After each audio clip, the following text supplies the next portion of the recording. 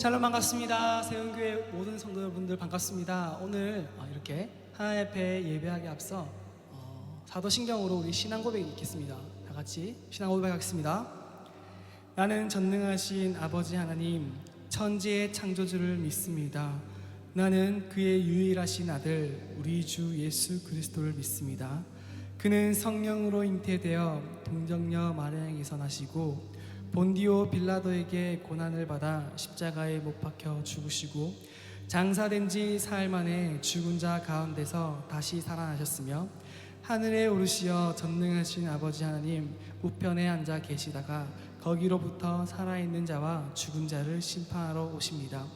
나는 성령을 믿으며 거룩한 공교회와 성도의 교제와 죄를 용서받는 것과 몸의 부활과 영생을 믿습니다. 아멘.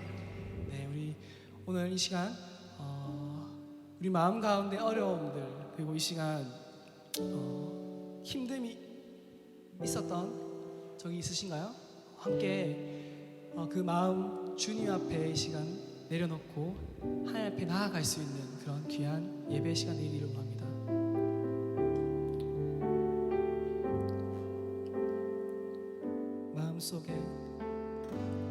마음속에 어려움이 있을 때 마음속에 어려움이 있을 때 마음속에 어려움이 있을 때 주님 내게 먼저 오사 내 마음을 만지고 마음속에 어려움이 있을 때 마음속에 어려움이 있을 때 마음속에 어려움이 있을 때 주님 내게 먼저 오사 내 맘을 만지고 주님 앞에 나올 수 없을 때 주님 앞에 나올 수 없을 때 주님 앞에 나올 수 없을 때 주님 날 먼저 아시네. 그럼에도 불구하고 날 사랑하시는 내 하나님의 사랑은 나의 모든 걸 덮고 그럼에도 불구하고 날 안아주시는 내 하나님을 부를 때 아버지라 부르고 그럼에도 불구하고 날 사랑하시는 내 하나님의 사랑은 나의 모든 걸 덮고 그럼에도 불구하고 날 안아주시는 내 하나님을 부를 때 아버지라 그럼에도 불구하고 날 사랑하시는 내 하나님의 사랑은 나의 모든 걸 덮고 그럼에도 불구하고 날 안아주시는 내 하나님을 부를 때 아버지라 부르죠.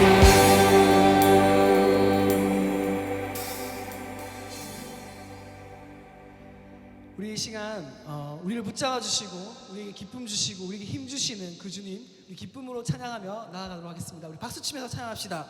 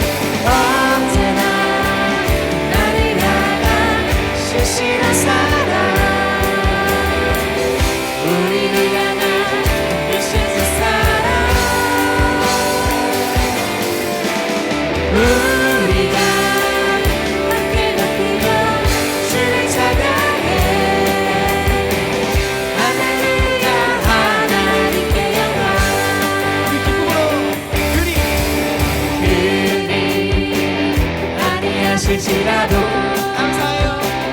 감사해요. 주님 뜻을 믿기 때문이죠. 그리 아니하실지라도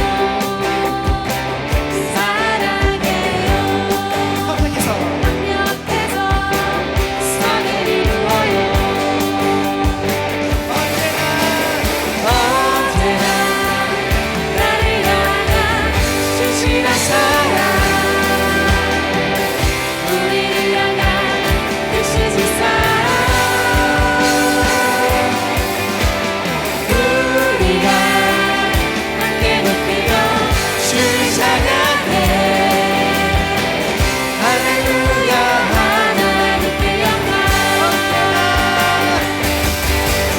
언제나 나를 향한 신실한 사랑,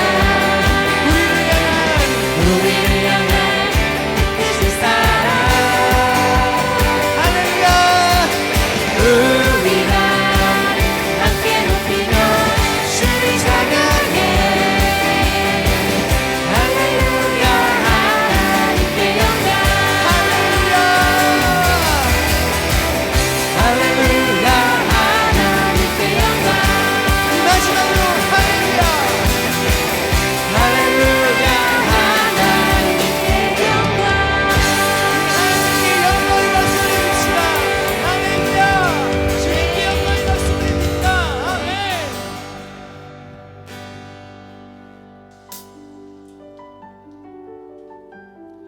우리 10년 가운데 메마른 우리 10년 가운데 우리의 주님께서 성령을 부어주신다고 하십니다. 우리 그 믿음의 고백으로 우리 하나님께 찬양했으면 좋겠습니다.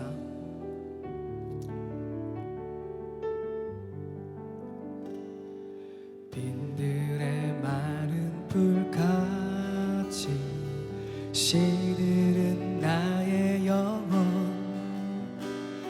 주님의 허락한 성령 간절히 기다리네. 가물어 메마른 땅에 단비를 내리시듯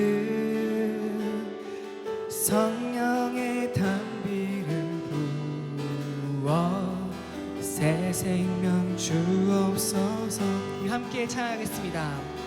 빈들의 마른 불같이 시들은 나의 영혼, 주님의 허락한 성령 간절히 기다리네. 가물어 메마른 땅에 단비를 내리시듯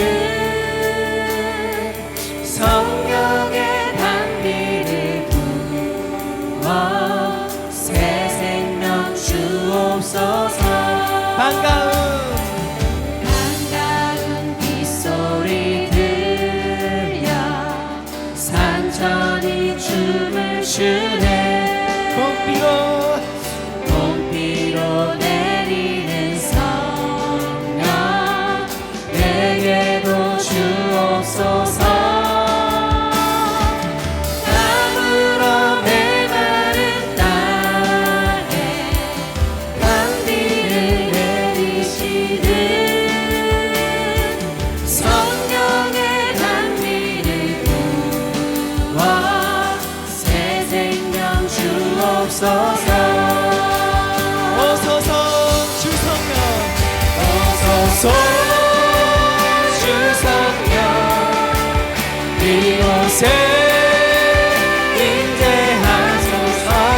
진리의 하나님 주의 뜻 이루소서. 오소서 주성령 이곳에 임재하소서. 진리의 하나님 그의 뜻 이루소서. 찬따라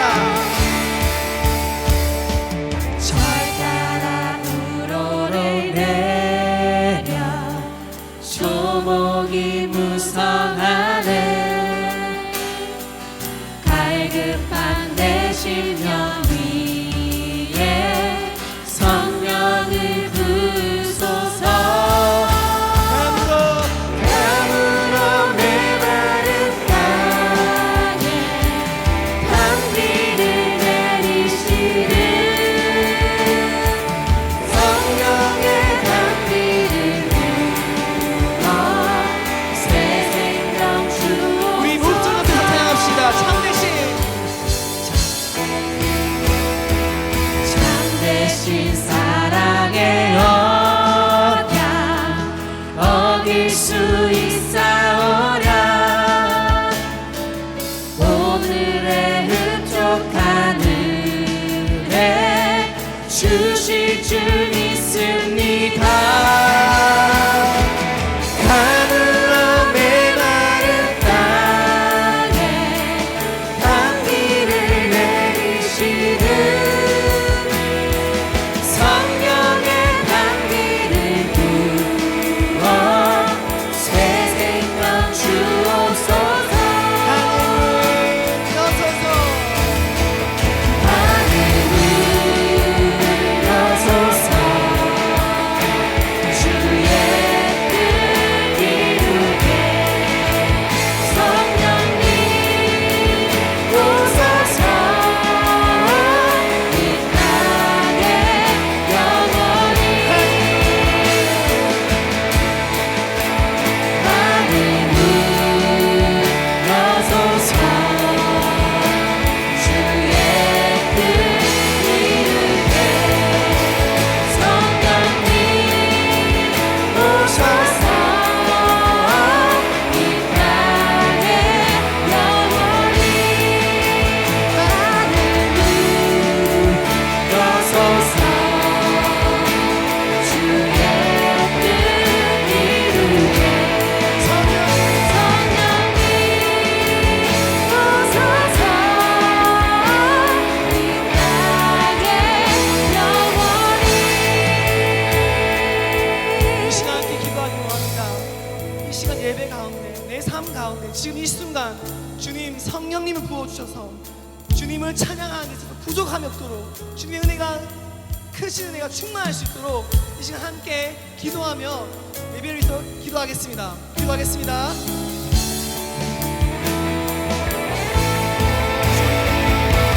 주님 이 시간 주님의 성령이 납니다. 주님 내 지금 이 순간 나장에서 사업통에서 하나님 내가 가고 있는 길이 가운데 주님의 은혜를 발견합니다. 주님 부어주시옵소서. 살아계신 그 사랑의 원형이 가만히 있는 것 같고 나아가기 원합니다. 주님 말씀 붙잡고 나아갈 수 있도록 주님 내 심령 가운데 은혜 부어주시옵시고 주님 성령으로 충만케 하여 주시옵소서. 주님 함께 하시옵소서. 주님 믿음으로 선포합니다. 믿음으로 나아갑니다. 내 모든 것을 내놓고 주님 앞에 나아가기 원합니다. 주님 함께하여 주시옵소서. 주님 세움교회를 붙잡아 주시옵소서. 주님 함께하여 주시옵소서.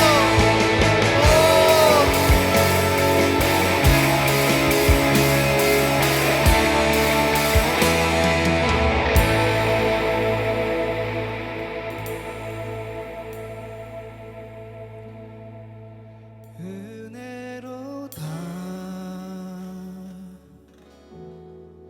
주의 은혜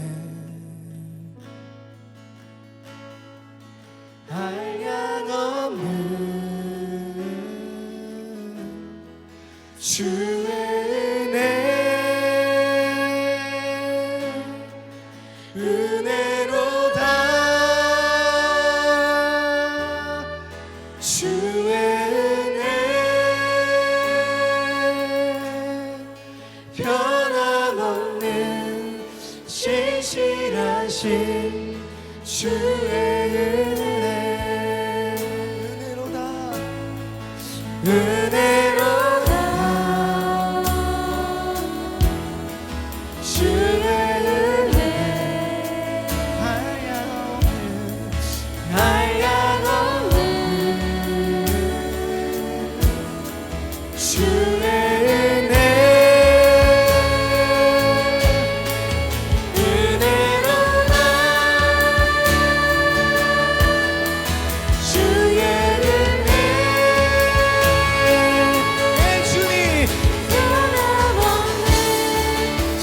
신실하신 주의 은혜로다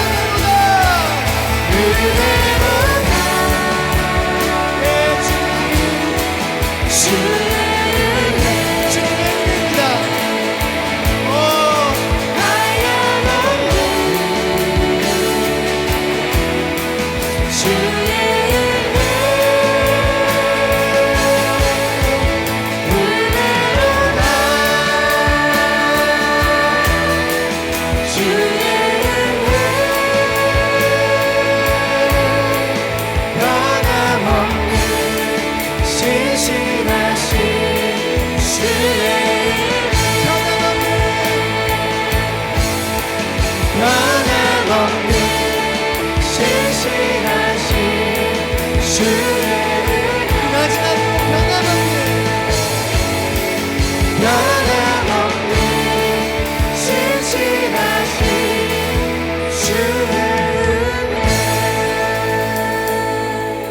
이 시간 예배를 위해서 함께 기도하며 나아갑시다. 그 변함없는 그 주님의 은혜를 바라보며 그 약속을 바라보며 주님의 말씀을 바라보며 나아갑시다. 기도하겠습니다.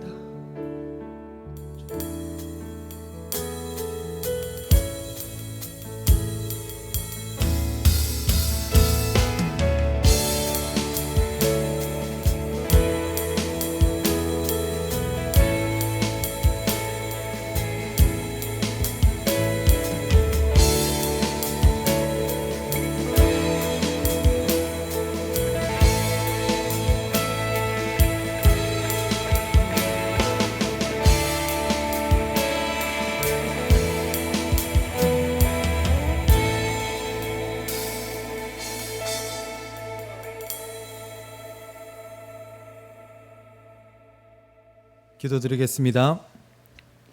사랑이 많으신 하나님 아버지 감사합니다. 죄인된 우리를 오늘도 오직 하나님의 은혜로 예배의 자리에 나오게 하심에 감사드립니다. 이 예배가 그저 우리가 영상을 보기만 하면 드려지는 예배가 아님을, 또한 이 예배가 교회라는 건물에 나아오기만 하면 드려지는 예배가 아님을, 우리의 능력과 그에 따른 선택으로 우리의 것으로 드릴 수 있는 것이 아님을 고백합니다. 예배를 매주 자연스럽게 드리다 보니 예수님을 경험한 그 첫사랑, 그 뜨거웠던 마음과 그때의 기억을 많이 잊어버린 것 같습니다.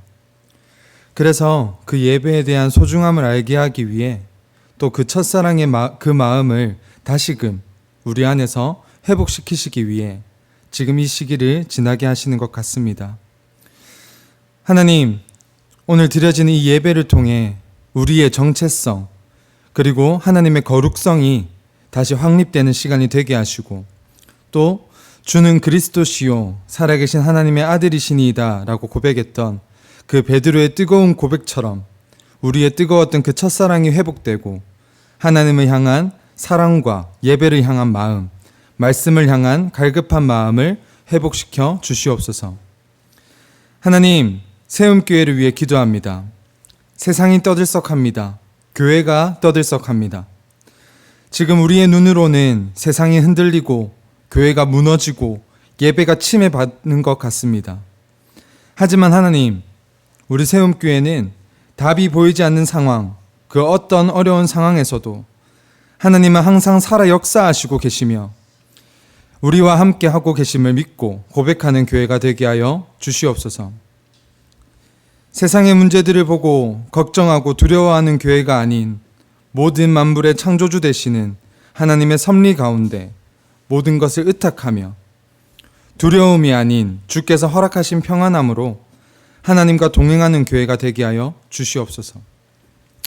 하나님, 지금 이 시간 영상으로 예배하는 성도들, 우리 세움교회가 또 한국교회와 세계 열방 가운데 각자의 자리에서 최선을 다해 예배하는 모든 예배자들이 흔들리는 세상 속에서도 하나님을 향한 그 마음을 흔들리지 않고 중심을 잘 지키게 하시고 그 중심을 하나님께 드리며 그런 우리를 항상 눈동자처럼 바라봐 주시고 지금 드려지는 이 예배도 기뻐 받아 주시옵소서.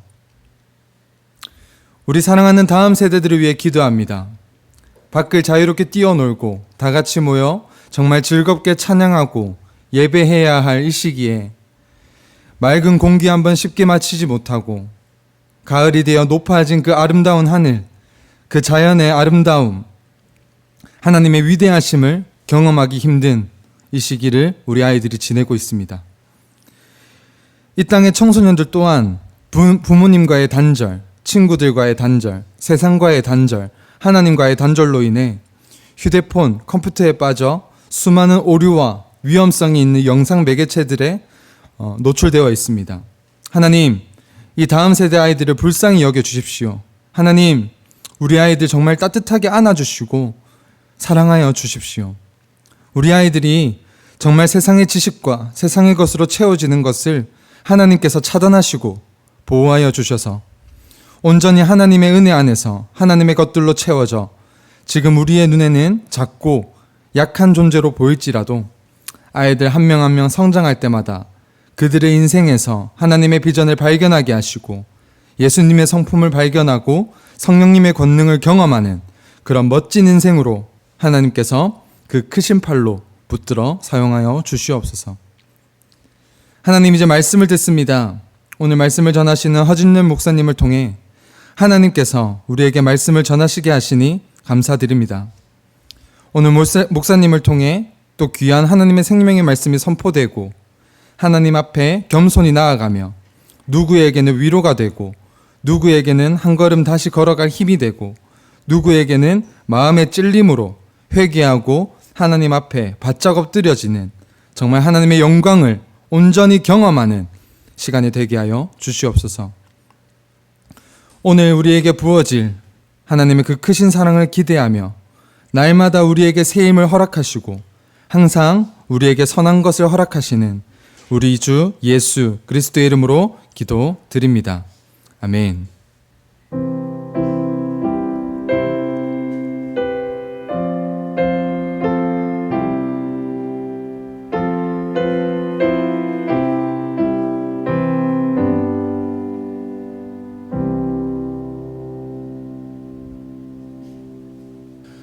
할렐루야. 우리 사랑하는 세움교회 우리 성도님 여러분, 함께 예배드릴 수 있어서 너무 기쁘고 감사하게 생각합니다. 저는 허진열 목사입니다.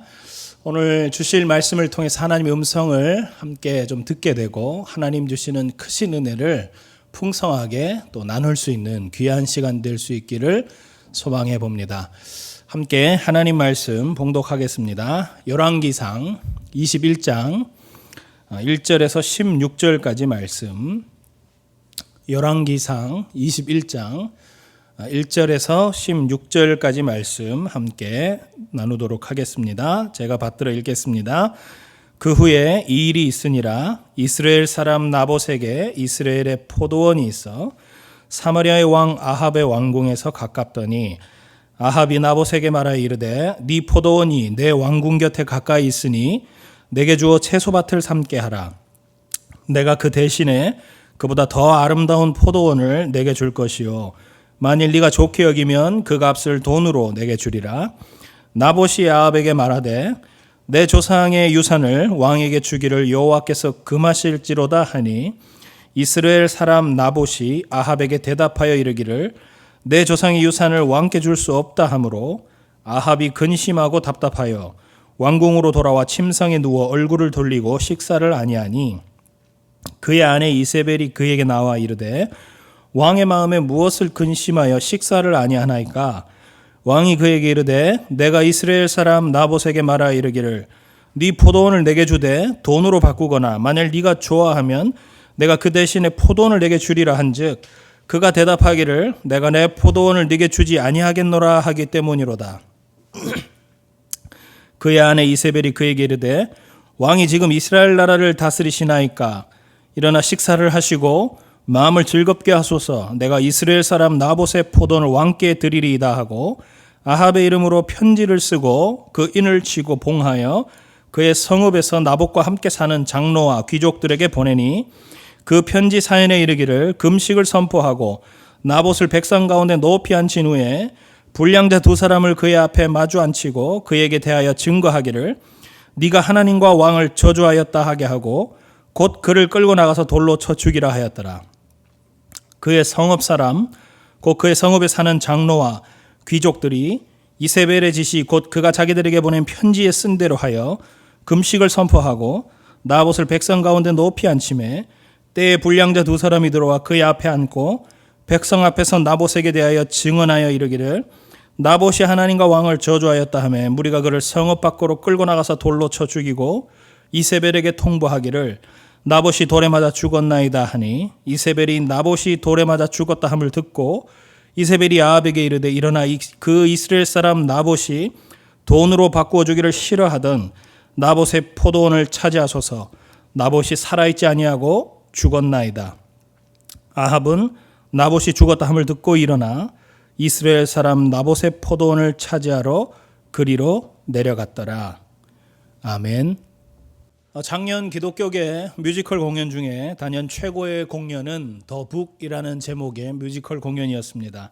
공연을 진행했던 4개월 동안의 이 평균 객석 점유율이 99%에 이릅니다. 100번 공연을 했는데 99번은 매진됐다라는 뜻이겠죠. 관객 수가 2만 명을 넘었습니다. 소극장 공연치고는 기독교 뮤지컬 공연 이래 가장 놀라운 수치라고 합니다. 이 작품은 롤라드라고 불리는 사람들의 이야기를 내용으로 삼고 있습니다. 롤라드라는 이름은 위선자, 독버섯이라는 뜻을 가진 단어인데 존 위클리프 선교회라고 여러분들 들어보셨을 겁니다. 성경 번역 선교회, 지금 이제 성경 번역하는 선교회로 잘 알려진 단체죠. 존 위클리프의 후예들이 이 롤라드라는 사람들이고 성경이 보급되고 성경이 확산되는 그런 일에 힘쓴 사람들이었습니다. 당시에 중세 카톨릭은 사제들을 제외하고서는 일반 사람이 성경을 읽거나 볼 수 없는 상황이었습니다. 히브리어, 헬라어, 이 라틴어를 제외하고는 그 당시 살고 있는 사람들의 나라 언어로는 성경을 보급해서 읽을 수 없도록 제도적으로 그렇게 되어 있었습니다. 그렇기 때문에 사람들은 성경이 정확하게 뭘 얘기하는지, 성경 안에 어떤 내용이 쓰여져 있는지를 자세히 알 수가 없었고, 그러다 보니까 믿음으로만 구원받는 것이 아니라 믿음에 플러스 행위도 있어야 된다라는 그런 관념들, 그런 신앙 고백들이 있었던 것입니다. 그러니까 죄 사함이 예수님의 보혈로 되는 것이 아니라 면죄부까지 판매하면서 사람들이 돈을 내고 죄를 씻는 그런 부패와 비리로 가득했던 시대가 당시 시대였습니다. 다르게 생각해 보면 부자들은 얼마든지 죄를 짓고 면죄부만 사면 그만이었던 그런 시대가 바로 이 당시 시대였던 것이죠. 그런 상황에 롤라드라 불리던 이 사람들이 진짜 성경이 말하는 진리를 깨닫게 되기 시작하면서 성경의 내용을 알려야겠다, 성경을 보급해야 되겠다, 성경을 확산해야 되겠다라고 결단하고 행동으로 옮기기 시작합니다. 그리고 이것을 막기 위해서 가톨릭에 있는 기득권층이 그들을 살인하는 일도 주저하지 않을 만큼 크고 놀라운 갈등과 어려움들이 당시에 있었습니다. 이 롤라드라 불리는 사람들은 자신의 이름을 버리고 성경에 있는 이 66권 중에 한 권을 채택해서, 쉽게 얘기하면 제가 하박국이라는 책을 선택했으면 그 이름을 취하고 그 성경을 모조리 외워서 사람들이 많이 모이는 광장에 가서 제가 하박국의 이 말씀을 선포하는 것입니다. 사람들에게 이 말씀이 들려지도록 광장에서 하나님의 말씀의 책이 되어서 외쳤던 것이죠. 말 그대로 성경이 된 사람들이었습니다. 그렇게 해서 붙잡힌 사람들은 전부 하나같이 화형에 처해졌습니다. 당시 종교 재판 기록을 보니까 어떤 사람들이었느냐, 구두수선공, 타일 제조공, 부족한 노인, 노예, 이런 계층에 각계각층에 다양한 사람들이 많이 있었습니다. 그러니까 종교개혁이라는 것은 주요 몇몇 사람들에 의해서 이루어진 것이 아니라 수많은 사람들에 의해서 하나님이 말씀이 온 세상 가운데 널리 보급되도록 그렇게 역사하신 것이죠. 성경을 전하다가 화형대에 등불이 되었던 그 수많은 롤라드의 희생이 바로 이 종교개혁의 밑거름이 되었고, 지금 저와 여러분이 속한 이 개신교가 탄생하게 된 것입니다. 뮤지컬은 우리에게 질문을 던집니다. 이 공연은 당신이 가장 가치 있게 여기는 것은 무엇입니까? 목숨을 걸 만한 어떤 중요한 가치가 당신에게 있습니까? 가장 가치 있는 그것이 하나님의 말씀이라면 누가 지금을 살아가는 이 시대의 롤라드가 될 수 있습니까? 저는 우리 이종화 목사님 굉장히 사랑하고 또 굉장히 가까이서 친밀하게 교제를 나눕니다. 근데 이 목사님과 오랜 시간 교제를 나누면서 이 사람은 무엇에 가치를 두고 사는가? 이 사람은 어디에 목숨을 걸었는가? 최근에 제가 생각해 보니까 이 말씀 준비하다가 두 가지가 떠올랐습니다. 하나는 다음 세대, 또 하나는 교육이었습니다. 이 목사님은 다음 세대와 교육, 이 두 가지 가치를 가장 귀하게 여기고 거기에 자신의 전생애를 드릴 준비를 하고 있구나라는 것을 교제할 때마다 저는 느낍니다. 여러분은 어떻습니까? 여러분 무엇이 여러분 인생에 가장 가치 있고 그것을 위해서 얼마나 많은 대가 지불을 하고 계십니까? 여러분 오늘 본문은 이와 비슷한 맥락의 이야기입니다. 주요 인물이 3명 나오는데 아합 왕이 나오고 그의 아내 이세벨이 나오고 나봇이라는 오늘 이 주인공이 나옵니다. 여러분 나봇이라는 이름의 뜻이 높임입니다. 높임 받다 할 때 그 높임. 직업은 우리가 본문에 읽었다시피 포도원 주인장으로 있습니다. 말씀을 통해서 우리가 알 수 있는 정보를 여러분들에게 조금 정리해드리면 나봇의 포도원이 왕궁 근처에 있었다라는 것이죠. 그래서 왕이 지나가면서 이렇게 나봇의 포도원을 볼 수 있는 위치에 있었다라는 점이고 그러다 보니까 왕의 눈에 이 포도원이 띄었다라는 것입니다. 그리고 왕은 이 포도원을 갖고 싶어 했습니다. 자기 소유로 갖고 싶어 했습니다. 그런데 왜 이 포도원을 갖고 싶어 했느냐? 성경에서는 그 이유가 정확하게 나옵니다. 자신의 채소밭을 삼고 싶어서 이 포도원을 가져가지고 내 채소밭 만들려고 그것을 갖고 싶어 했습니다. 2절에 보니까 아합이 나봇에게 말하여 이르되 내 포도원이 내 왕궁 곁에 가까이 있으니 내게 주어서 채소밭을 삼게 하라. 너무 좀 생뚱맞은 이유죠. 근데 이제 여기서 그냥 달라고 하진 않습니다. 아합 왕이 그래도 나름 젠틀합니다. 두 가지 제안을 하는데 첫째로 여러분 2절 보시면 네가 원하면 내가 돈으로 주겠다. 그것을 돈으로 환산해서 주겠다. 그게 싫다면 내가 그거 외에 네가 가진 포도원보다 훨씬 더 좋은 포도원을 주겠다라는 것입니다. 이 두 가지 제안을 했는데 제가 생각해 보니까 나봇의 입장에서 생각해 보면 사실 이게 크게 나쁠 거는 없는 그런 딜입니다. 오히려 크게 한몫 챙길 수 있을 것 같습니다. 왕이 훨씬 더 지금 내 이 포도원보다도 더 가치 있게 챙겨줄 수 있는 그런 빅딜이 되는 것이죠. 근데 놀랍게 나봇은 단번에 거절합니다. 생각도 안 하고 3절 보시면 나봇이 아합에게 말하되 내 조상의 유산을 왕에게 주기를 여호와께서 금하실지로다. 단번에 거절하는 이유는 하나입니다. 하나님이 그걸 금하십니다. 하나님 원치 않으십니다라는 것입니다. 여러분 이 땅은 조상으로부터 대대로 내려온 땅입니다. 땅은 하나님이 우리에게 주신 율법에 의하면 사고 팔 수 없습니다. 이것은 돈으로 사고 팔고 하는 개념이 아닙니다. 이것은 사람의 이익에 의해서 우리나라처럼 부동산 개념이라 가지고 더 큰 이익을 챙기 위해서 사고 파는 이런 개념이 아니라 하나님이 주신 은혜의 상징이기 때문에 이 땅은 팔 수가 없는 땅이었습니다. 이스라엘 백성에게는 땅이 재산이나 소유물이 아니라 하나님의 은총이고 축복이었기 때문에 그런 상징적인 존재라서 그걸 팔 수가 없었던 것입니다. 그래서 땅을 지킨다라는 것은 하나님이 주신 이 축복의 언약을 붙드는 것입니다. 언약의 약속을 붙드는 것이고 결코 안 된다라고 말하는 것은 나봇의 신앙 고백이었던 것입니다. 그런데 다르게 생각해 보면 왕의 명령을 거절했다라는 건 뭘 의미할까요? 목숨을 걸었다라는 뜻입니다. 왕의 명령을 거절했다라는 건 생명을 걸었다라는 거예요. 이거는 포도밭에 내가 목숨 걸었다. 포도밭이 너무 좋았기 때문에 내가 팔 수 없다. 이거 버티면 돈 더 준다. 이런 개념이 아닙니다. 포도밭이 갖고 있는 그 시대의 가치관 뭡니까? 하나님의 약속의 말씀을 붙드는 것에 목숨을 건 것입니다. 눈앞에 있는 이익은 중요하지 않았습니다. 하나님의 언약, 그 말씀에 순종하는 것에 목숨 걸었던 것입니다. 불의하고 부정직하고 하나님의 말씀이 하찮게 여겨지고 물질을 쫓는 것이 너무나도 당연했던 그 시대, 그 패역한 시대에서 나봇은 철저하게 말씀을 지키는 하나님 앞에 구별된 존재로 살았던 것입니다. 그러니까 모두가 예스 할 때 하나님 말씀의 기준과 원칙에 의거해서 나는 노하겠습니다 라고 결단한, 어쩌면 너무 어리석어 보이는 그런 사람이었던 것입니다. 여러분, 우리가 하나님 믿고 신앙생활 한다는 것이 무슨 의미가 있습니까? 하나님이 정하신 기준과 원칙을, 그 선을 넘지 않는 것입니다. 죄 많은 이 시대에서 하나님이 정하신 그 선을 넘지 않기 위해서 우리가 구별되게 사는 것, 신앙생활이란 결국 거룩을 향한, 하나님 말씀을 지키기 위한 몸부림이고 피 흘리기까지 싸워야 할 철저한 싸움인 것입니다. 내게 밀려오는 이 죄의 유혹에서 멀어지고 그 선을 넘지 않도록 싸우는 것, 하나님을 붙들려는, 하나님 말씀을 지키려는 그 갈급한 몸부림이 신앙생활인 것입니다.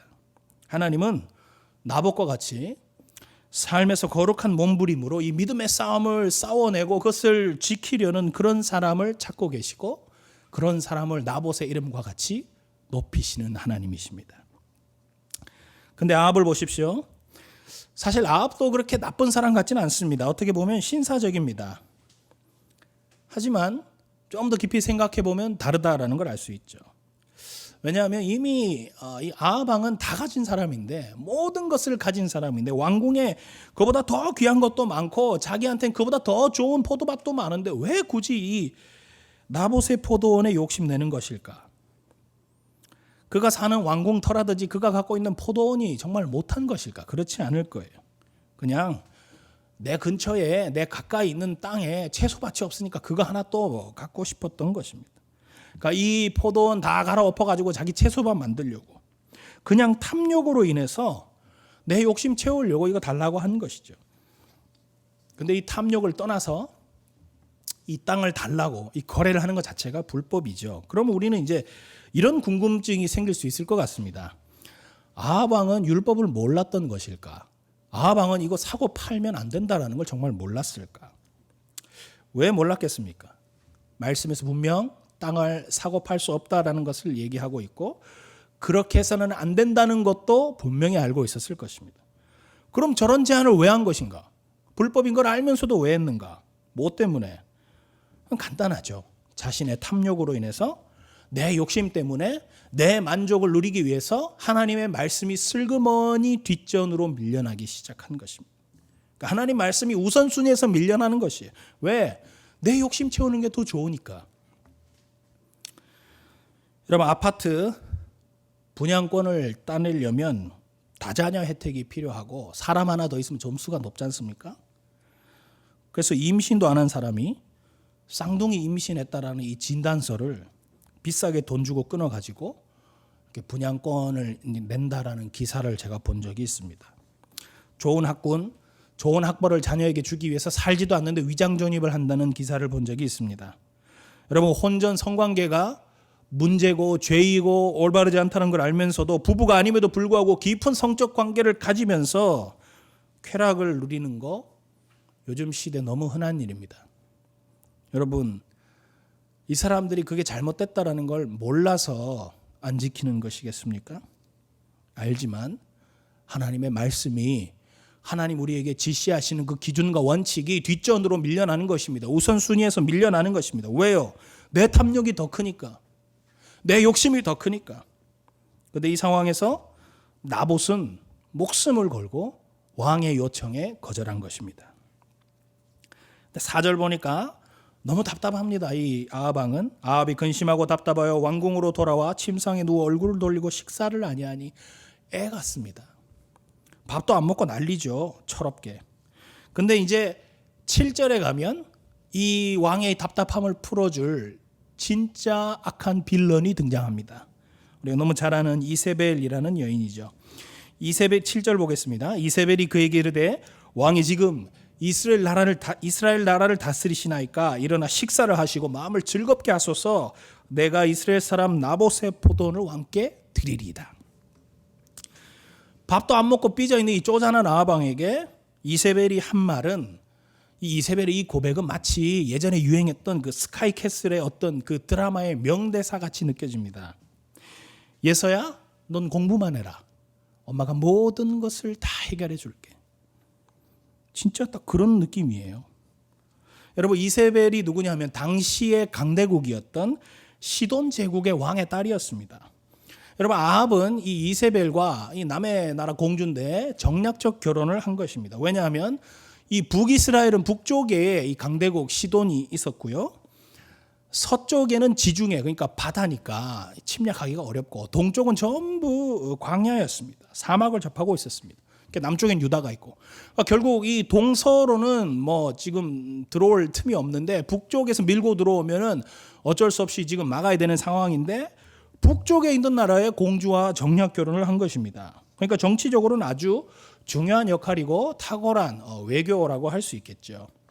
그런데 세상 사람들은 이 결혼이 아주 지혜롭고 당연한 결혼이다라고 얘기할 수 있을지 몰라도 하나님의 법은 그렇지 않습니다. 하나님은 이방인, 이방 족속과의 결혼을 금하셨습니다. 세상의 현명함의 문제가 아니라 하나님 보시기에 얼마나 말씀에 바르게 순종하는가가 중요한데, 아합 왕은 정략적으로 이렇게 하면 저 나라 침범하지 않겠지, 내 나라가 태평성대 하겠지라는 인간적인 생각과 의지를 한 것입니다. 이 선택이 얼마나 좋지 않은 결과로 이어지는가. 8절에서 10절을 여러분들이 보시면, 아합의 이름으로 편지를 쓰고 그인을 치고 봉하여 그의 성읍에서 나봇과 함께 사는 장로와 귀족들에게 보내니, 편지 사연에 이르기를 금식을 선포하고 나봇을 백성 가운데 높이 앉힌 후에 불량자 두 사람을 그의 앞에 마주 앉히고 그에게 대하여 증거하기를 네가 하나님과 왕을 저주하였다 하게 하고 곧 그를 끌고 나가서 돌로 쳐 죽이라 하였더라. 이세벨은 이 아합의 욕망을 더 충동질하는 사람입니다. 그래서 더 악한 길로 이끄는 사람입니다. 심지어 모함하고 거짓을 꾸며내고 하지도 않은 말을 하게 했다고 나봇을 죽일 명분을 만들어서 결국은 살인하게 됩니다. 그래서 진짜로 포도원을 뺏어서 이 사람을 죽이고 남편에게 주게 됩니다. 최고로 악한 내조의 여왕이죠. 여러분, 어쩌면 너무하는 것처럼 보일 수도 있습니다. 12절 13절에 보면 돌에 맞아서 나봇은 죽습니다. 나봇이 이렇게 죽는 걸 보면 너무 허무하고, 말씀을 지켜서 하나님 뜻대로 살았는데 어떻게 이렇게 결론이 나나 참 허무하기도 합니다. 근데 저는 신약에서도 이런 장면을 봤습니다. 예수님이 죽으실 때 그 장면입니다. 주님이 이 땅에 살면서 하나님 뜻을 그렇게 많이 이루었는데 너무 허무맹랑하게 십자가에 달려 돌아가시는 그 모습. 근데 이 두 죽음이 실상 너무 억울하게 죽는 것 같고 이렇게 끝이 나나 싶지만 그렇지 않습니다. 거짓 증언하고 속이고 권력 갖게 굴복했던 이 수많은 사람들, 전부 다 이런 불의한 사람들이 승리하는 것 같지만, 권세에 굴복해서 내려앉는 것 같지만, 이 세상이 부조리하고 부패하고 죄 가운데 그냥 짓눌려 가지고 이렇게 돌아가는 것 같지만, 하나님께서는 결국 이 사건을 통해서 심판을 결단하시고 아합 왕가를 쓸어버리시기로 작정하시는 것입니다. 그래서 아합 왕가와 이세벨이 이후에 이제 완전히 몰락하는 것이죠. 여러분, 예수님도 끝이라 생각했던 그 죽음이 끝이 아니었습니다. 십자가에서 저주의 형틀, 그 십자가에서 우리를 위해 물과 피를 다 쏟으시고 죽으셨지만, 그분은 사망 권세를 깨뜨리시고 승리하셔서 우리 모두에게 영원한 생명을 주시고 부활의 첫 열매 되셔서 우리에게 부활의 산 소망이 되어주신 것입니다. 이제 이런 아합에게 엘리야 선지자를 통해서 하나님이 엘리야 선지자를 보내셔가지고 심판의 메시지를 주십니다. 우리 20절에서 22절 말씀인데요, 제가 한 구절 읽겠습니다. 아합이 엘리야에게 이르되 내 대적자여 네가 나를 찾았느냐라고 이제 얘기합니다. 아합은 하나님 말씀을 받은 엘리야에게 뭐라고 얘기하냐면 내 대적자여, 내 대적자야라고 얘기합니다. 이거는 하나님 말씀을 전하는 엘리야에게 말하는 것이 아니라 하나님에게 말하는 것입니다. 하나님에게 내 대적자여라고 말하는 것입니다. 하나님을 대적한다라는 게 뭐겠습니까? 하나님에게 욕을 하고 하나님에게 싸움을 거는 거겠습니까? 아닙니다. 이것은 하나님의 방식대로, 하나님 말씀대로, 하나님 기준대로 살지 않는 것이 하나님을 대적하는 것입니다. 아합 왕은 하나님을 모르는 사람이 아니었습니다. 잘 아는 사람이었습니다. 근데 언제부터 그렇게 하나님을 대적하기 시작했는가? 그게 언제인가? 말씀을 하찮게 여기기 시작할 때, 거룩함을 향한 내 삶의 몸부림이 멈춰지기 시작할 때, 죄에 대해서 무뎌지기 시작할 때, 바로 그때부터 하나님을 대적하기 시작한 것입니다. 아합 왕이 하나님을 대적했다라는 것은 이런 거룩한 몸부림이, 이런 하나님을 향한 두려움이, 이런 말씀에 대한 순종함이 사라졌다라는 것입니다. 여러분 어떻습니까?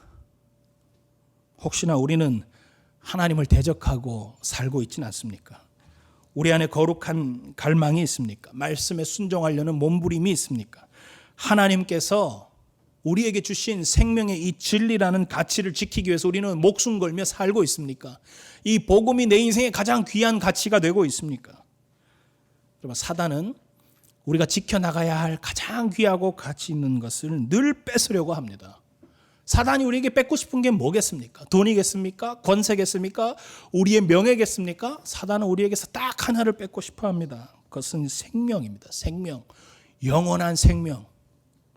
사단이 주는 그 유혹 때문에 그것이 물질이든지 권력이든지 그것이 성적인 것이든지 그것이 무엇이 됐든지 간에 그 달콤한 유혹 때문에 넘지 말아야 할 선을 우리가 넘어버리고 빼앗기지 말아야 할 것들을 빼앗기기 시작한다라면 우리에게 영원한 생명은 보장되지 않는 것입니다.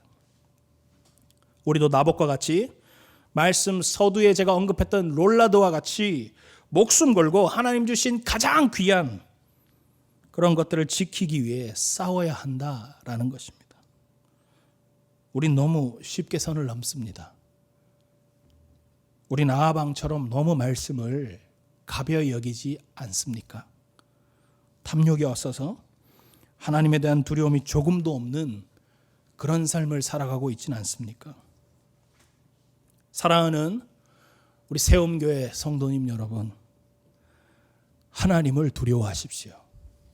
그리고 하나님 우리에게 주신 이 말씀 앞에 두려워하십시오.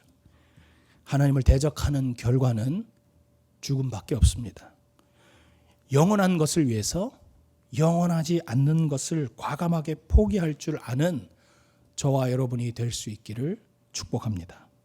매 순간 생명과 진리의 참된 가치를 빼앗으려는 이 사단으로부터 하나님의 말씀을 지켜나가는 저와 여러분 될 수 있기를 소망합니다. 말씀을 마무리하겠습니다. 우리는 너무나도 혼란스러운 코로나 시대를 살고 있습니다. 한 번도 경험해 본 적도 없고 누구도 가본 적이 없는 그런 혼란의 과도기를 지나고 있습니다. 지금같이 혼란스럽고 답이 없는 이 시대에 정말로 우리가 빼앗기지 말아야 할 것이 있다라면 그게 무엇이겠습니까? 저는 우리가 반드시 지켜야 할 무언가 하나가 있다라면 예배의 자리라고 생각합니다.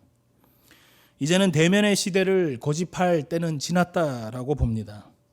하나님이 너 왜 현장 예배 왜 안 왔어? 이렇게 뭐라 하실 분은 아니기 때문에 그렇습니다. 그렇다고 뭐 현장 예배를 없애자, 현장 예배는 불필요하다 이런 얘기를 하는 것이 아닙니다.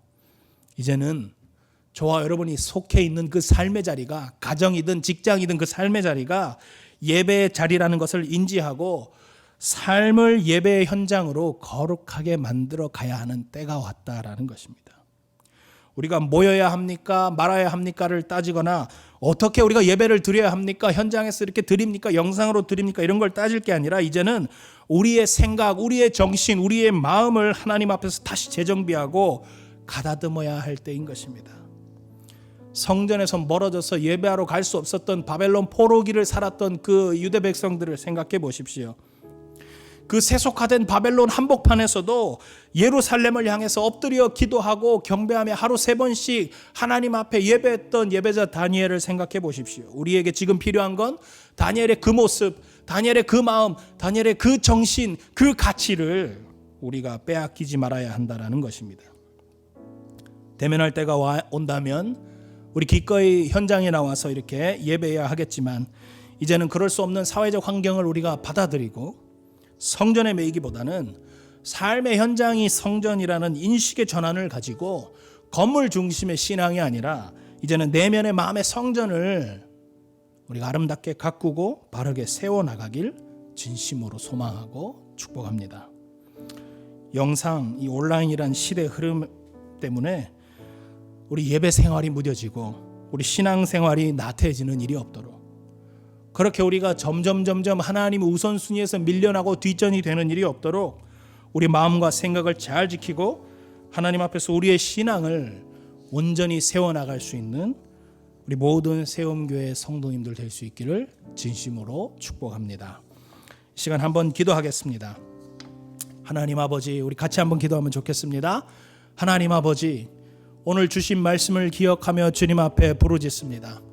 우리가 빼앗기지 말아야 할 것이 무엇입니까? 참되고 귀한 생명의 가치, 이 복음 하나님 빼앗기지 않고 살게 하시고 하나님 앞에 온전히 서가는 우리 성도님들 다 될 수 있도록 하나님 붙들어 주시옵소서. 하나님 거룩한 몸부림으로 죄와 피 흘리기까지 싸우며 하나님 말씀 붙들고 지키기 위해 힘쓰고 애쓰는 이 시대의 나봇, 이 시대의 롤라들로 살아가게 하여 주시옵소서. 우리 같이 한번 사모하는 마음들로 기도하며 나아가겠습니다.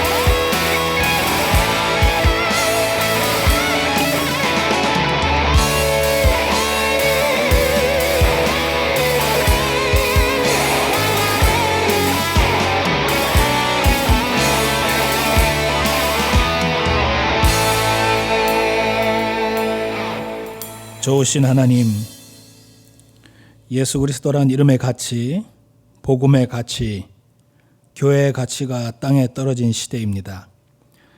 사단에게 그 귀한 가치들을 다 빼앗기고 짓밟혀서 세상 사람들에게 손가락질 받고 조롱받는 시대가 되었습니다. 이제 우리가 다시 한번 예수라는 가장 귀하고 값어치 있는 이 가치를 세상에 보여주고 높일 수 있는 나봇과 같은 그런 삶을 살게 하여 주시옵소서. 말씀 앞에 순종하는 것에 목숨 걸게 하시고 거룩함을 위해서 힘쓰고 애쓰게 하시며 하나님 정하신 원칙과 기준의 선을 절대 넘지 않는 거룩한 그리스도인으로 살 수 있도록 하나님 은혜를 주옵소서.